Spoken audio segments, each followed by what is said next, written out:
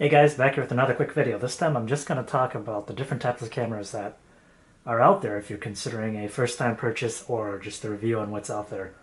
So basically you have the entry-level compact point-and-shoot cameras, and these would be the anywhere from $80 to $250 to $300. $300 being on the upper end. And these are usually do everything, auto everything, cameras with a smaller sensor, but they have some fun features. Sometimes they may offer like Wi-Fi, GPS, like this one does. This is a ruggedized, waterproof, freeze-proof version, but pretty much it uses a smaller sensor, the 1-on-123 usually, and it's usually a good camera. Fits in the pocket, go anywhere camera. Not a lot of exposure controls. There's possibly exposure compensation, maybe. It's about it. But there's no option for setting shutter or aperture. But they are compact. They're good to have. Take anywhere. Good first camera for anyone that wants to just take pictures or whatever. The quality is going to be a little bit better than your standard smartphone camera, just because it usually has optical zoom that the cell phone cameras usually don't have, and usually able to have a slightly larger sensor than your average camera. Of course, the Nokia 1020 being the exception is a pretty nice camera phone, which actually has a real sensor, but again, it doesn't have the optical zoom like entry-level compact would. Next step up would be the intermediate cameras, or I like to call the enthusiast compact. Those would be like well, this here is called a bridge camera, or super zoom, and generally here you're gonna get full manual controls aside from shutter, aperture, and program modes. They'll have other fun features that allow you to advance your creativity. A lot of these cameras also shoot in RAW. This category, they'll have slightly larger sensors, although in this instance these two share the same sensor size, but you can get them. This is a 1-on-123. Other cameras in this range I would consider would be like the 1-in-1/7 size sensors, such as the Canon G16s, the serious compact cameras, I guess. I'd also venture to include the 1-inch sensor cameras and the micro four thirds in this middle section. I'm right now shooting with a 1-inch sensor Canon RX100, not shown here, but I would put that in this middle range. And here the range is gonna go from anywhere from $250 to, geez, $1,000. And what you're getting here is you're getting, it's a good intro, good compromise. The camera is going to be generally lighter and less expensive than larger DSLR counterparts, which I'll get to in a minute. The super zooms will have a built-in zoom range that are probably wider than your average camera on both categories. For instance, this goes from 20 to 1,200, and that's one of the major advantages of this bridge camera, as they call it, or I like to call it super zoom.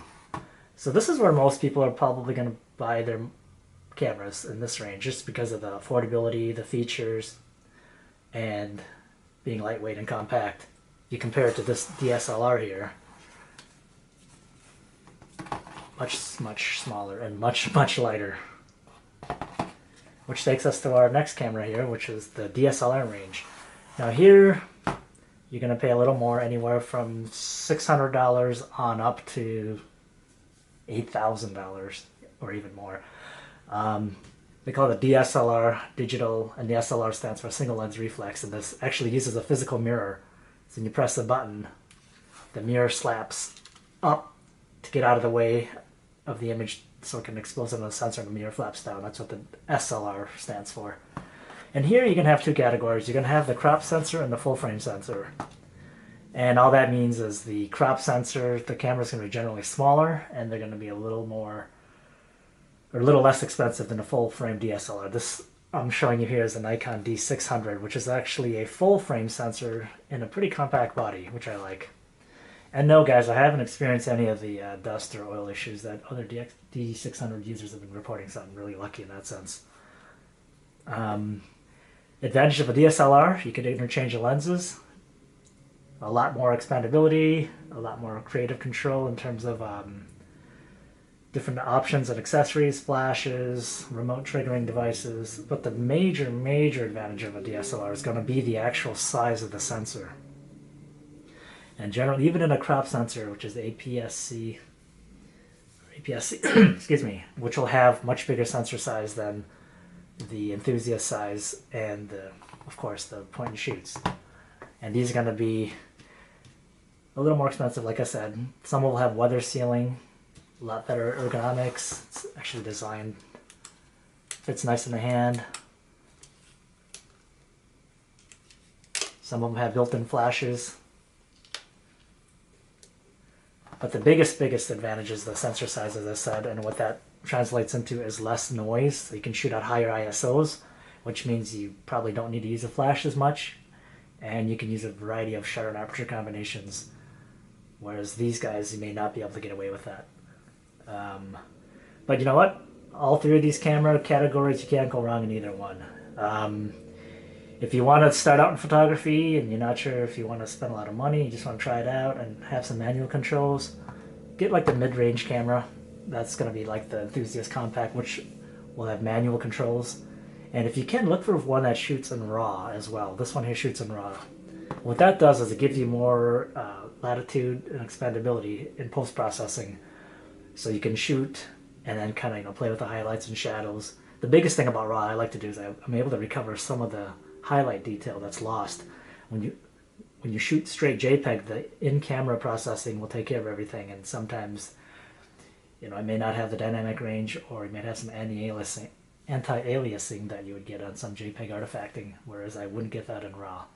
And of course, you can't go wrong with the compact point and shoot. I like this one because it's in my pocket. I don't have to think about anything really, and it's weatherproof and waterproof. It's a good camera to give to a kid as well, if you don't want them to, it's more ruggedized, so you don't want them to get slobber or junk all over it, and still they can take pictures. So there you have it, guys.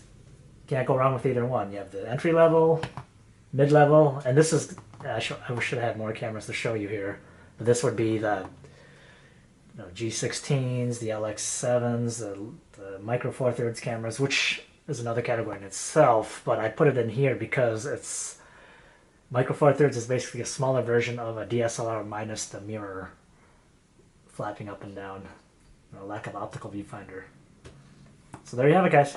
Any questions or comments, feel free to leave them down there. I'll talk to you later. Bye.